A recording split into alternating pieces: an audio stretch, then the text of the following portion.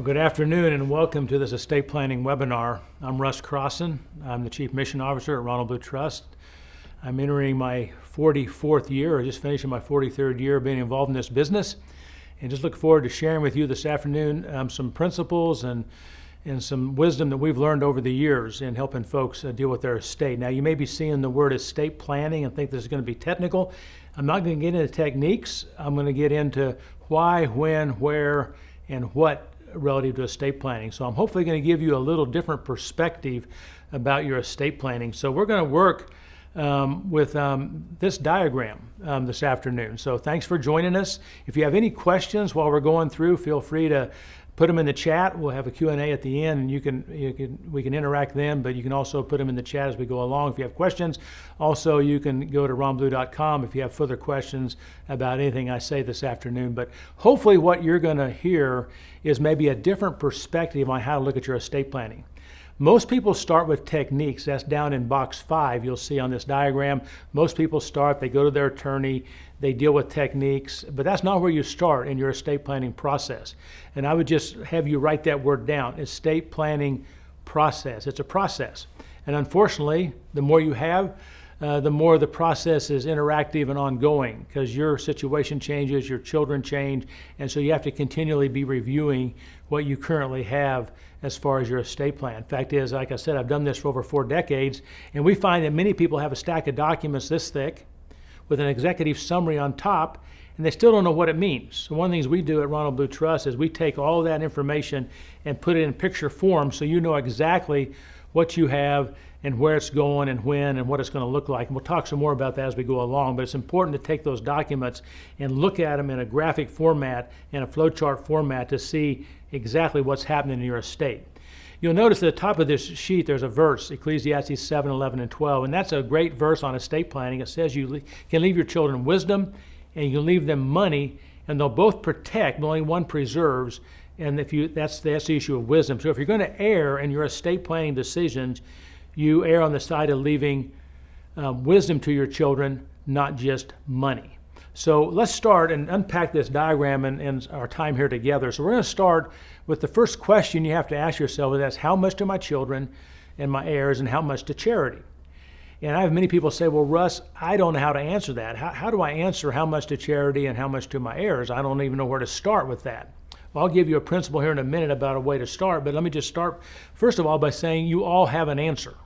If you have that stack of documents, like I just said, if you have wills and trust and you've already done some estate planning, which hopefully you have wills. By the way, if you don't have your own wills, the state has a distribution plan for you and you probably won't like what your state has. So make sure that you've got your documents. So let's say you have those documents. You have answered this question.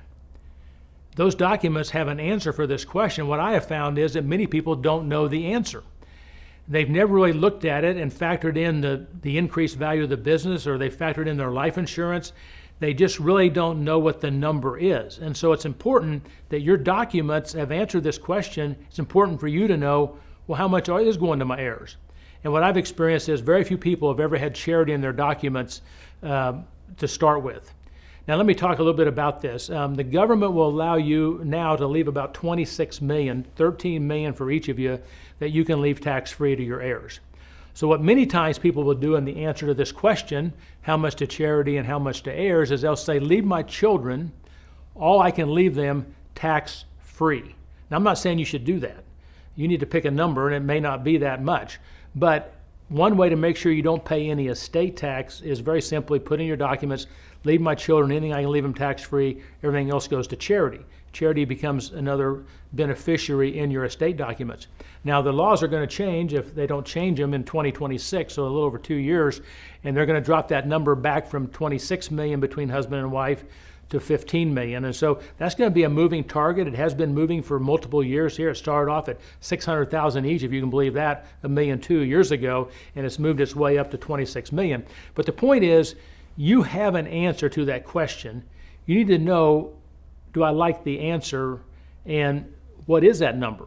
Because based on your net worth, you have an answer. But make sure you factor in insurance and fair market value of assets. Now, let me give you a principle when you're trying to answer this question. Usually, when your children are between 0 and 20, you err on less rather than more. Because what's the worst thing that can happen to your kids if they don't get a lot of money? They have to learn to work and build social capital and spiritual capital and build character qualities like you had to build. So if you're going to err, answering that question less rather than more when they're younger. And then as they move from age 20 to age 40, and these are just broad brackets, then you could, as they're watching, as they're getting established in their business or starting their careers, whatever, you might be able to leave them more. And then what I've observed is usually if they've already kind of made it and they're over 40, it really doesn't matter what you leave them. But I think you need to be very careful when they're younger to potentially have an unintended consequence of undermining their work ethic. So make sure you answer the question, what do I really want to have happen here? I had a guy who had a business, and we carried the business at $4 million on his net worth, and he had two daughters that were like 16 and 18, and so $2 million, they can get a house, they can start a business, it's probably not going to ruin them, but he got an offer for $100 million for his business. He owned 40% of it. The number is really $40 million, and now that number is $20 million for each daughter. That's probably not a good number, so he has to go back in and change his documents and reduce it down to something that, based on their age and where they are in their growth, spiritually and fiscally and everything, that he would leave a lesser amount. So first thing you have to decide is how much to children, how much to charity. And like I said, you have an answer. Make sure you know what your number is. If you don't like the answer, then change your documents like that guy had to do. He had to go back in and reduce it. He couldn't just say, leave them, 50% of my estate each, because that was too big of a number for the ages they were, and he had to go back and reduce that. So once you've answered that question, the second question people ask is, do I leave it equally to each heir? Well, here's the principle here. If you're not going to leave it equally, which is what's going to be expected by your children because they're going to look at that as your degree of love for them, then you need to explain it while you're alive. We'll talk about communication here in a little bit, but typically it's done equally. I'm not saying you can't leave it unequal, and people will say, this is where the whole stewardship thing comes in, and people say, well, Russ, I've got one child that's walking with God, another one's not, he's wayward. Well, I would just say to all of us, where were we when God intercepted us? We were not lovely, we were on a wrong track, and God intercepted us. And so the issue of you judging your children and saying, okay, I'm going to give these that are tracking a different amount than the one that's not tracking because I got to be a good steward, I think you got to be real careful with that. Fact is, what do you want that wayward child to hear when they read the wills? That they were disowned, that they didn't get the same amount as their siblings? And this may be your last opportunity to show love for them. And God showed love for us when we were unlovely. My experience has been that typically you will leave your assets equally.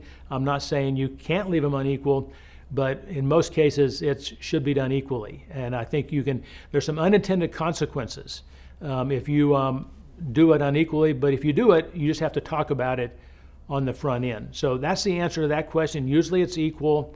I like to sometimes add that you leave it to them equally at the level the least mature one can handle. You say, well, that's not fair. I've got some that are really fiscally responsible and some that aren't.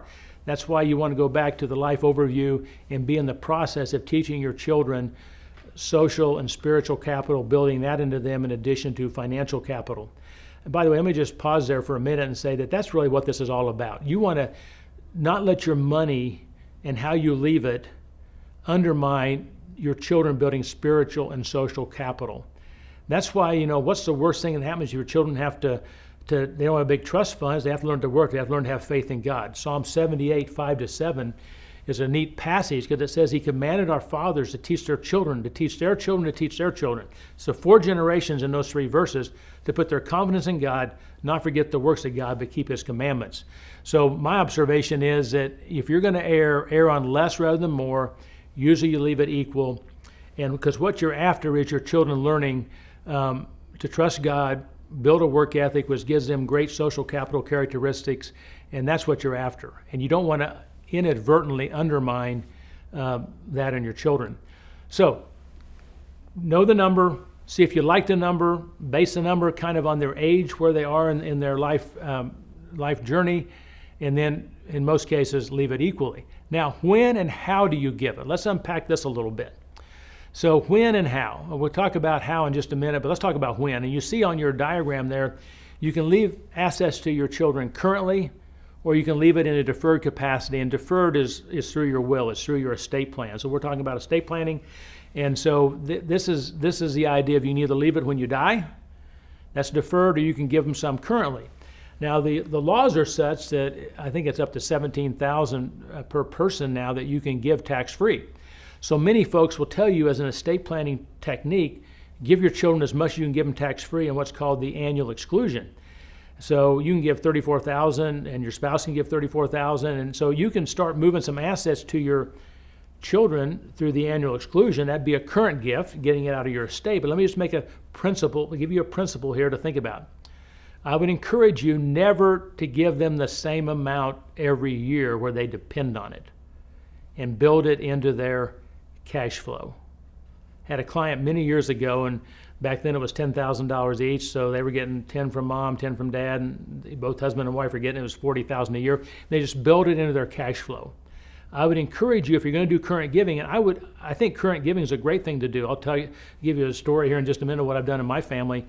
But I would just say make it different amounts. Don't just, even though the tax law, this is where sometimes tax laws aren't as good as good fiscal wisdom in trying to train your children. You want to bless them, you don't, here's the thing, when do your kids need it? They need it in 20 years, 30 years, or they need it now when they're starting their families and starting their careers? Well, the answer is they probably need it now more than later. So I think there is a benefit for some current giving, so I would encourage you to do that. Just don't get it into just what the government says you can give tax-free. So let me tell you what I did. So a few years ago, my boys, I have 3 boys, they're in their 30s, so they've been tracking along, they're all married, and they all were driving cars that were a little bit on the really old age. And so I've been teaching this a lot over the years, and I thought, I can leave these assets in my estate and they'll get them when I die, or they could really use some cars now, all 3 of them. And so what I did one year is I made a larger gift that year. And this is the only time I've ever had a string attached. I told them I had veto power on the gift because I knew my one son would probably just give the money away and buy a junker. But they had to buy a car that would last at least 10 years, kind of get in this century and all that kind of stuff. And so, but it was a pretty large amount that I gave them that year. And I can honestly tell you it was so much fun to see them enjoy that, use it for the cars. And so I was able to do it while I was alive and enjoy it. So I kind of balanced that with just leaving it in my will. So I would just say to you, depending on your situation, there may be some current giving that would really benefit your children, your grandchildren, and so don't just think it's all through my estate. As you're thinking about your estate planning, think about some current giving that you could do too. Now, I told you about the larger number I gave them to buy a car. Well, the next year the number wasn't near that big. Fact is, I got tired of my boys always borrowing my stuff, my edger, my blower, things like this out of my barn. I'd go out to my barn, it was never there. So I thought, okay, we're gonna go to Ace Hardware, you're gonna buy your stuff so I get my stuff back. And I think it was like $1,392 or something was the number for that year. So that became the gift amount that year. The next year it was something different. Somebody needed a computer and that had a certain price point on it. But the point is, they can never know what they're gonna get. They'll just be blessed when they get it. And that's what you're trying to do. If it's within your ability on this current giving, you want to bless your children, but don't let them depend on it and expect it. And that's why you mix up the amounts and just surprise them when they can use it. Like I said, they may have a young family or just getting started out or whatever. So do some current giving along with your deferred giving. And just the other thing I've done here, just as to be transparent, is in my old wills, I had the boys getting X amount and 10% going to charity. But my estate's not large enough to have any tax benefit of that charitable gift when I die, but I do get a charitable benefit now when I do current charitable giving while I'm alive. And so I changed my wills, took charity out of my documents because I wasn't getting any tax benefit, and told the boys, I'm gonna be way more aggressive on giving, your mom and I are gonna be way more aggressive on giving to charity now while we're alive. And so that was a change in our will. Like I said, estate planning is a process. Maybe you're younger and you're changing guardians in your estate plan. So you maybe have changed out who's going to be there for your children, or maybe you've changed out trustee or whatever. So you need to keep looking at it, know what it says, and make appropriate updates as you go along. Like I said, that was an update I just made in the last couple of years because I realized I'm being a better steward by increasing my charitable giving currently, where I get a current income tax deduction rather than leaving it through my estate. So I basically told the boys, and we're going to start giving away some of your inheritance. That's what we did on that one. So now let's go down to the next decision. So how much to kids, how much to charity? You've answered that. It's probably going to be equal. when, give some currently, some through your estate, kind of blend those two together. That's a lot of fun. And then how do you give it? Well, here's the principle here. So I've shared several principles with you: 0 to 20, 20 to 40, 40 to 60 on different amounts. I've shared the principle of don't give them the same amount every year if you're doing current giving. Well, the principle here is that the form of your assets should fit the skill of the recipient. What that means is you don't want to force your assets onto your children in a form that's going to frustrate them or not let them do what God has called and equipped them to do. You see the term capital conversion there. What this means is you have to look at your net worth and begin to say, hey, how's this going to flow through my estate? I've answered the question how much, which is great, but now how does it work when it ends up going down to my children? Like I said, I have 3 boys. One sells coffee, one is in the financial services industry, and one builds houses. So if I left my whole estate to them and all it was a financial planning practice, then one, that would be beneficial to him because that's the business he's in. The other two, it would frustrate them because they can't keep doing what they're doing. They need it in a different form. And so what you want to do is you want to look at your net worth and say, okay, what form is it in? And you want to begin to convert it so it works through your estate plan in a good fashion. 2 other words to write here is as you go through your estate planning, we all go through accumulation, preservation, and distribution. So depending on where you are in that sojourn, if you're in your 60s and 70s, you're getting closer and closer to distribution, you need to have 2 operative words: simplicity and liquidity. Begin to make it easy for that estate plan to work through your through your documents. It'll actually work.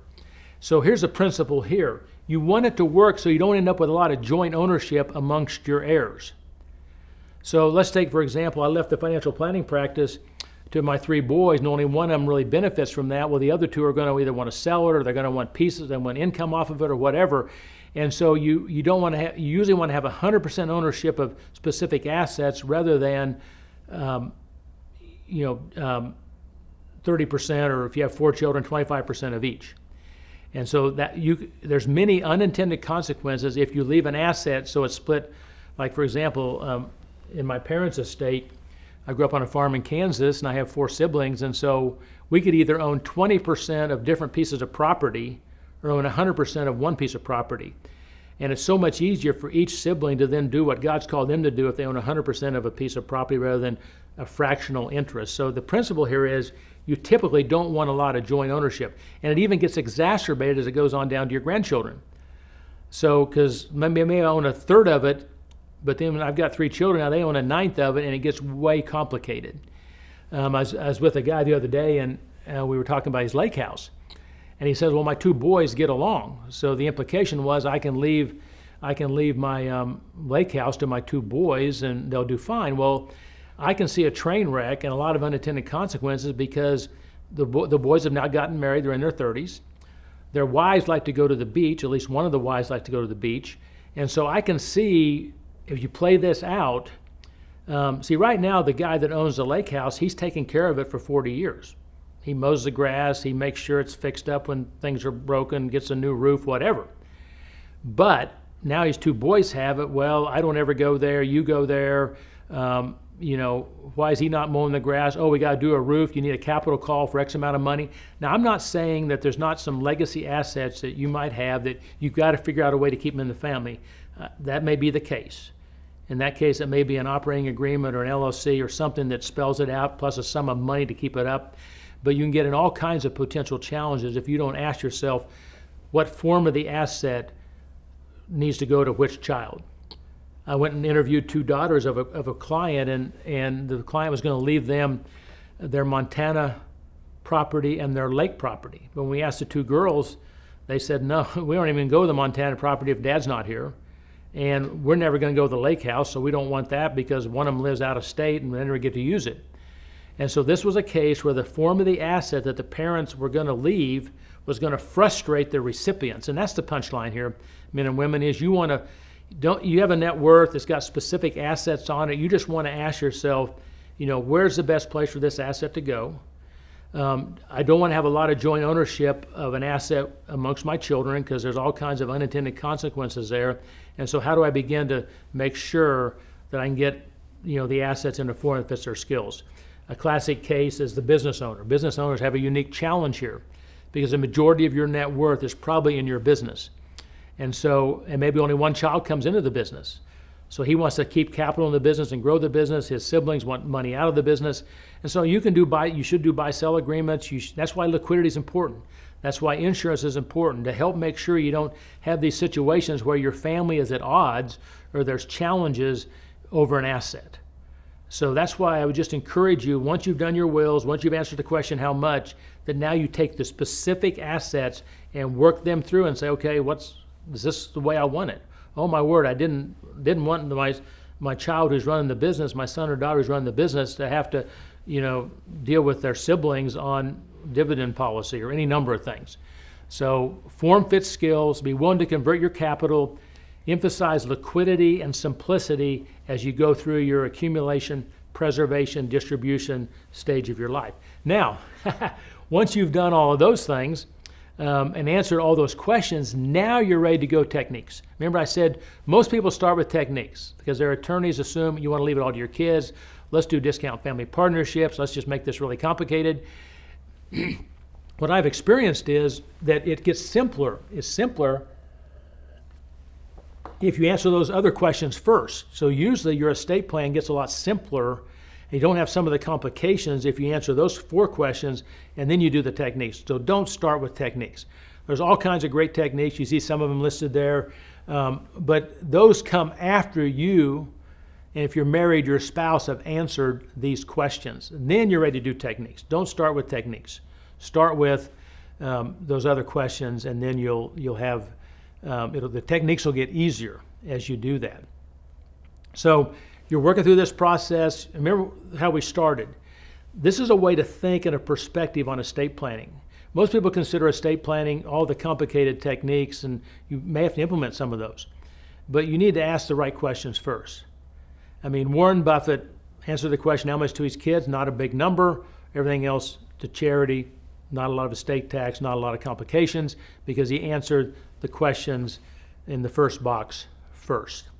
All right, now once you've answered all these, you get down to question 6, and that's have a family conference. Let me give you a phrase, and I'll repeat it twice because I want you to write it down. To the degree there's wealth, if there's not intentional communication about the wealth, it's tantamount to withholding affection. To the degree you have wealth, if there's not intentional communication about the wealth, it's tantamount to withholding affection. And I'd venture to say all of you watching this and listening would not withhold affection from your children. You love your children. And so what that means is you need to talk about this. You need to help them understand the answers to these questions and why you've done what you've done and what the values are that you want to pass on. You see a little diagram there, expectations and reality. If you don't have an intentional communication plan, your children may have expectations that don't match up with reality. And that's what causes this coping gap and causes some of the frustrations. They just didn't know. So you need to get out ahead of that. Why did you leave the number you left? Why do you have charity included in your document? You begin to explain why you might use a foundation, why you might have named charity. Help the children understand that you're doing that to avoid estate tax, whatever. And people will say to me, well, Russ, when do I talk to my kids? How do I even go about this? And you see, why do you have the meeting? It's intentional communication. When? Usually after they're over 18 years old, they need to be included in this meeting. What do you talk about? Who comes? Where do you have it? Let me just unpack a few of those. This is kind of a formal business meeting. Now let me say one other thing about this and write this one down. This meeting is not optional. People say, well, I don't know. There's gonna be a family meeting. It's just whether or not it's around the coffee table or around the coffin. It's whether you're going to be there or not. There is going to be a meeting. And I would propose to you that your children should not be surprised about anything that the attorneys talk about after you go to be with Jesus. You should have already gotten out ahead of that, helped them understand. Fact is, I'll show you this right here is a summary, and I'll hold it up here where you can see it. I don't know if you can really see it here, but this is the agenda or the table of contents for the family meeting that I had with my family in the last 18 months. It has It has our net worth, it has our mission statement, it has our values, has an estate diagram, has our wills, financial power of attorney, healthcare directive. And so the point is, we've taken and formalized the communication in a notebook. So all my boys and their spouses now have a notebook that has all this information in it. It has the net worth. You say, well, I can't tell my kids what I'm worth. Well, so let's talk about this a minute. When they're younger, you can start off just with principles. What is a foundation? Why would you include charity? What are basic financial planning principles? Begin to educate them and why it's important to you as a steward to have these meetings. Then as your children get older, they're going to start guessing stuff. They know where you live. They know what kind of cars you drive. They know what kind of business you have. And so at some point, if you don't give them reality, they're going to begin to expect things or have, I remember I met with a client and I asked the son, I said, well, how much did your dad make? He says, well, I think he makes $200,000. Well, no, I talked to my brother, he makes $2 million. And so they were beginning to piece it together. Sometimes we'll take these documents and give them to our kids and say, hey, sign this, don't ask any questions. The point is, you need to drive the narrative. And you need to help them at some point begin to understand stewardship, understand values, understand what you're trying to accomplish. Because remember, some people say, well, I can't have this meeting. Well, they're going to find out. It's just in the attorney's office after you're gone.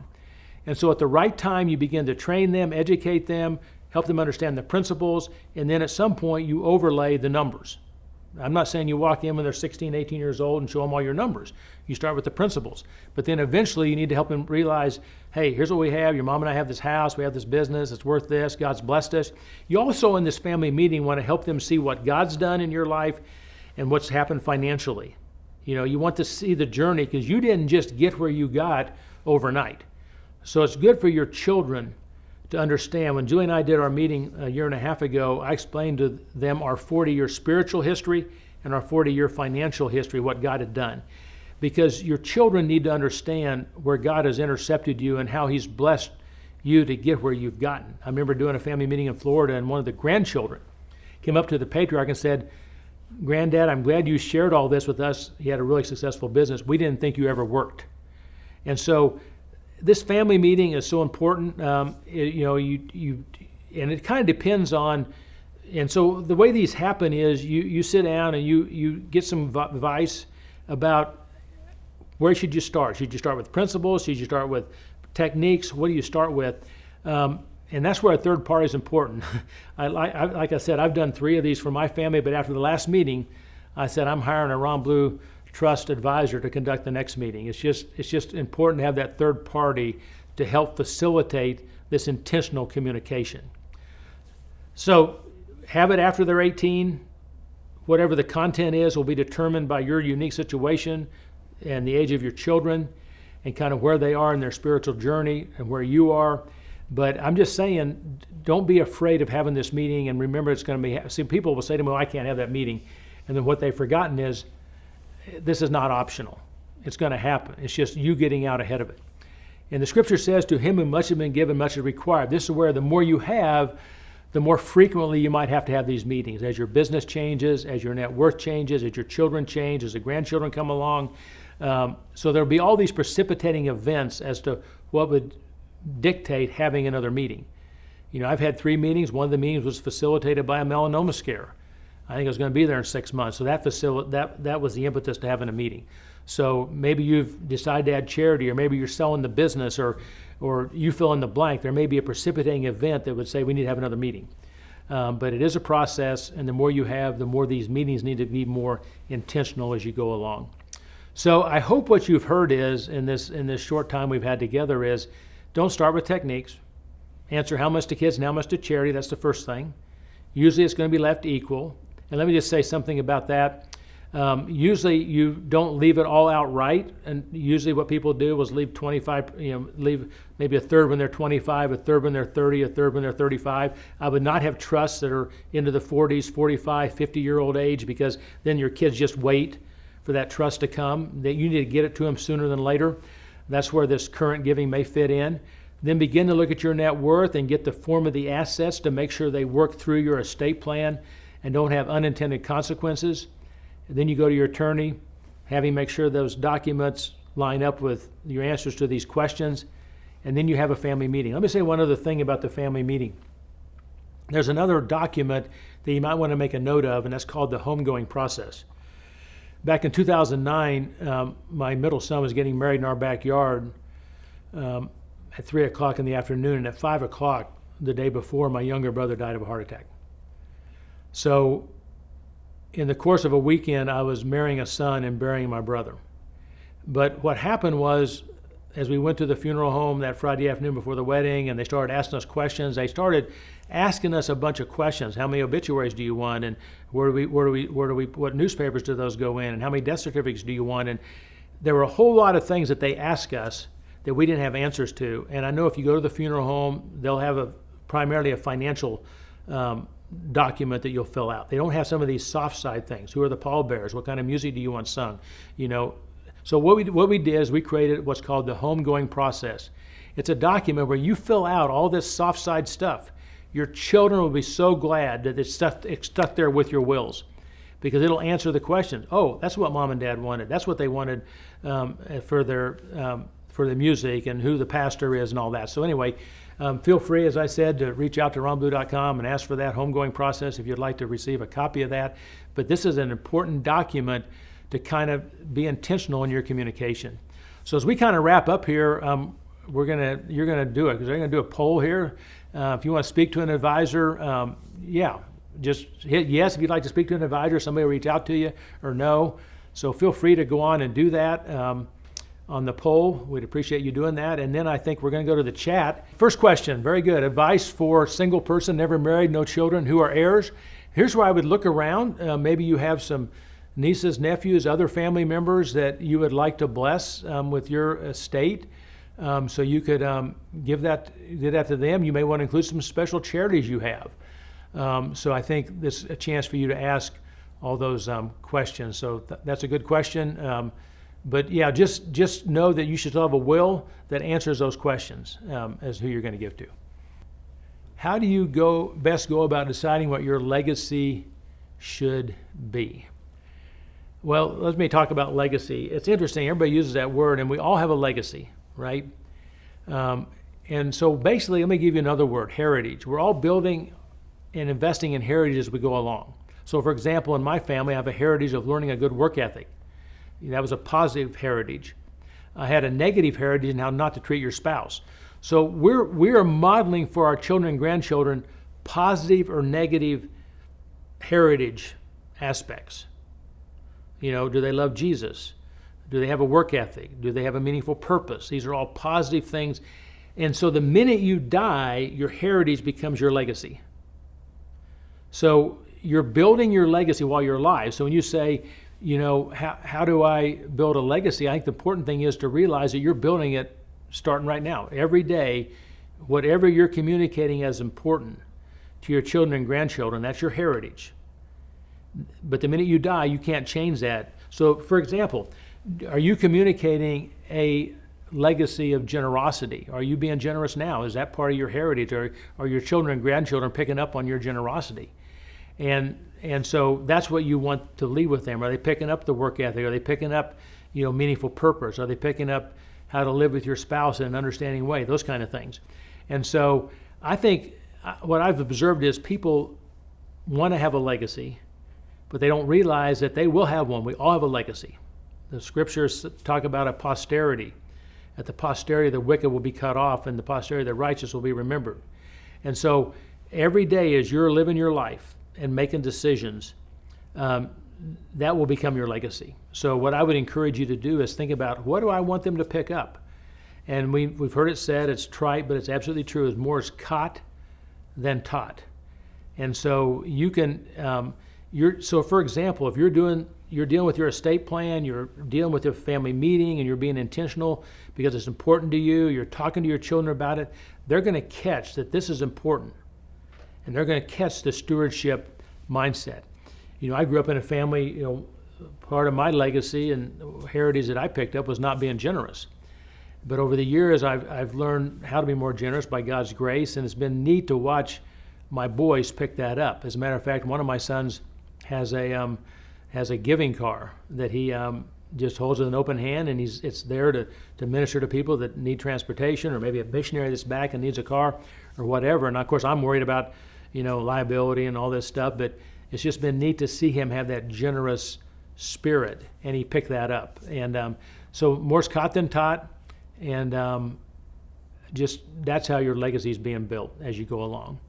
Can you repeat? To the degree there's wealth, if there's not intentional communication about the wealth, it's tantamount to withholding affection. To the degree there's wealth, if there's not intentional communication about the wealth, it's tantamount to withholding affection. So hopefully you've got that written down. If you didn't get it, send us an email or jump on and we can get that to you. You suggested to give the same to all children. What if an adult child is not making reasonable choices, selfish, volatile, angry, and other children's lives are on a track? Okay. Okay, thank you for asking this, Jill. This is what we run into all the time. You would think the tendency would be to leave more to the two or the ones that aren't, the ones that are tracking. But here again, that's where it gets really challenging, because you got to put yourself in the shoes of the child who's right now not making reasonable choices, and they're sitting around the table and they've kind of been left out, or they get a different amount. I'm not sure that's what you want to say. Fact is, I've seen parents who have made decisions to give it to the ones that they thought were tracking, and the one that wasn't tracking didn't get as much, and then they should have done it the other way around, because someone that were tracking got off base, and the one that wasn't tracking got on base. So, yeah, you'd have to talk through each of the specifics, but here again, very careful. Now, if sometimes it can be put in trust, it's still equal, but it may be in trust to protect them from themselves. Let's say they've got some spending problems, or that they may self-destruct. I mean, it'd still be equal, but you may put a like-minded, common valued trustee in place to have some checks there. That would be a potential step. Now, what I've done with several clients, if I put it in trust for the one that's not making reasonable choices, is put it in trust for all of them. That way, here again, they're all being treated the same. And so, this happens many times. One child's not tracking, but the jury's still out, and that's what I've observed. I can't tell you how many times in 40 years, the one that they thought was tracking ends up getting off base. The ones that they didn't think were tracking came around. And I think you just need to love them, and in most cases, treat them equally. We have 2 bio kids and 5 adopted. They were older and have lots of challenges. Wow. So sorry you have all these issues. I think here again, this is maybe where you have to deal with some trust that are there to support them for basic health support and maintenance needs, things like that. But it's just like I said, I gave you principles in general, and they generally work, even though every family has unique situations. And so what I can think about here is just, and here's why even in this situation, 2 living on the streets, is having a family meeting and where you're sharing your heart, and you're sharing your history, and you're sharing your desire to steward well what God's entrusted you. I just can't overemphasize how important that is going to be, depending on the size of your estate and things like that you're really trying to include everybody, at least in this communication, and why. And I think sometimes that helps. I've seen many times when there's a child not tracking, when you begin to bring everybody together and talk about your stewardship responsibility. Remember I said share your story, share your financial story, your spiritual story. Those are important. We won't be able to get most of them together for a family meeting. Can't even find one. That's a tough one. Back to one thing I would say, I didn't say this about the family meetings, is these are usually, you invite them, it's kind of, they get a letter, you're being invited to a meeting. It's usually not held in your home. It's usually not held at the end of a vacation. It's usually held as it's kind of a formal business meeting in a boardroom at a hotel or something like that.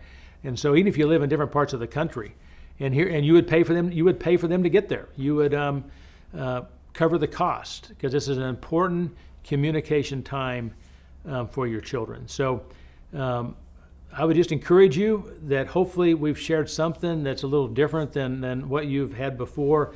I would just go on the screen, and like I said, go to ronblue.com, and if you want an advisor to call you, go to the button and hit yes, and we'd be happy to reach out to you. If you'd like the homegoing process document, let us know and we can get that to you. But hopefully this is a different perspective. The techniques take care of themselves, whether you add a foundation. And let me just say one other thing. I didn't say this while I was talking about the charitable bequest in your documents. Many times we see folks use what's called a donor advised fund, because that way you don't have to change your will every time you change the ultimate beneficiaries. You can just have a sheet on file with the donor advised fund. Use a Christian donor advised fund in your documents as a recipient if you add charity to your wills. Versus, the reason for that is it just makes it simpler than just, if you say your church and then you change churches, you got to go change your will, or if you decide to do a different ministry. So I should have said that early on, but if you add charity to your documents, usually we like to see a donor advised fund used, and it makes it simpler. Remember I said two operative words: simple and liquidity. So thank you so very much for spending the afternoon with us. I hope something piqued your interest, or maybe it was a little different perspective in how to look at your estate plan, and you'll have something to go talk to your attorneys about. So thank you very much. Reach out to us if we can be of help.